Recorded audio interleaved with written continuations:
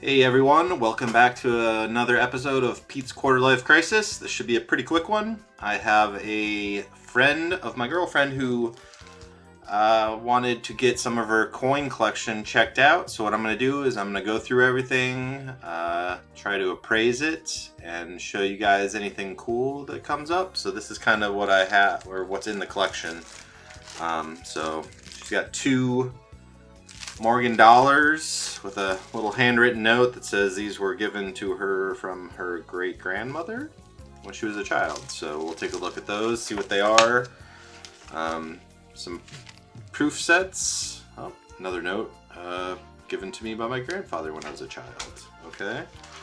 A bag of loose change. It looks like this is mostly modern, but I did see like a Wisconsin quarter just looking through the bag. So, you know, we'll check for varieties and stuff. Anything cool.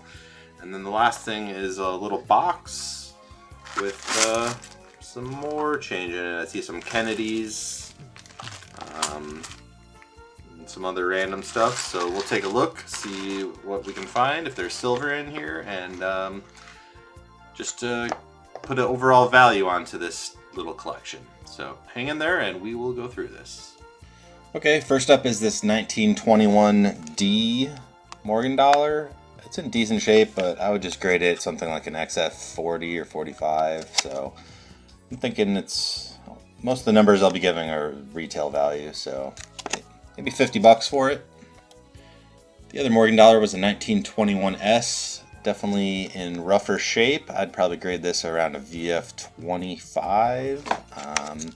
You know, the 1921 was the most common year for Morgans, so these are not super valuable. I checked for variants on them, and I didn't see either on either coin. So I'd say this one's probably, you know, $35, $40. Okay, so we also had 3 mint sets. This is a 68, so that's 40% silver. I checked for variants on most of the coins. There's no doubling on any of the Kennedys, so 271 sets. And, you know, overall this is not super valuable stuff. It's cool, but probably only, you know, 10 or 12, $15 for all of these. I'm going to go through this bag, so once I do, if I find anything cool, I'll break in and we'll take a look. Otherwise, I'll just kind of count it all up and be right back when I'm done. Alright, so I finished going through that bag, and this is pretty much the pile that didn't really have any chance of having any value. It doesn't have variants. It was mostly state quarters, some nickels, and pennies that didn't really have a chance of having any value.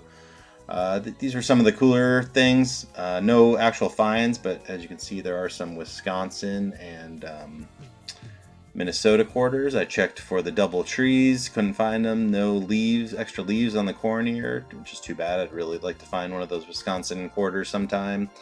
The Sacagawea, we checked for the wounded bird and the Cheerios. Unfortunately, it was not found. The Susan B. Anthony, not the wide rim. These 76 quarters, the 76Ds have the possibility of a double die averse, and unfortunately we did not find those. These are some of the, these are all the wheat cents that we found. So what do we got there? There's 9, 10, 11, 12, 13, 14, something like 15 wheat cents, and these are the oldest ones. There's a 20, a 29S, and a 30. The 29S is the most rare of them, with 50 million minted, but checked them all for varieties and doubling, didn't find anything. Let's move on to the next thing. Alright, so the next thing we're going to go through is this box of coins, which has a bag inside of it. So, let's find out what's in here. I'll be back when I know. Alright, so I finished going through the box. This is kind of a mix mash of stuff. There were Kennedys that were just clad Kennedys. This is all clad world silver, some Canadian, Barbados, some US clad, Susan B. Anthony's. None of them had the variety. Did find some actual silver. You can see we got 2 mercury dimes here. You know, mercury dimes, silver contents around $2, but you could probably sell those for, you know, $3-4. Silver quarter, 1963, you know, $5. two also silver dimes there, some Canadian silver, a dime and a quarter, and then we have, I think it was 8 or 7 40% Kennedys. Focusing all. So these are 65 to 69. 190% silver Kennedy. So these are, around $9 to $10 in silvers.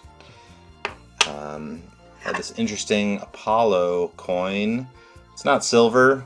I found a similar one on eBay because I've never really seen one before. It's probably $10 or $20, but it's interesting. And this is kind of an interesting one. This is a 1983 quarter Philadelphia, and it was just in really good shape. So I looked it up, and if this had full steps on the back, this would have been worth a lot. Unfortunately, as you might be able to see, it has basically 0 steps, so I guess that's why these coins are worth a lot in full steps. But I put it in a flip regardless because it's in really nice condition. It's not worth all that much. I mean, if you got it graded, it's probably still only worth like $15, but and then we did have some copper Canadian cents, 2 old Wheaties. Checked for varieties, didn't find anything, so I'm gonna end up putting it all back in the box, and we'll have a final tally. So sorry we didn't find anything awesome for this coin collector, but you know what? You never know until you look.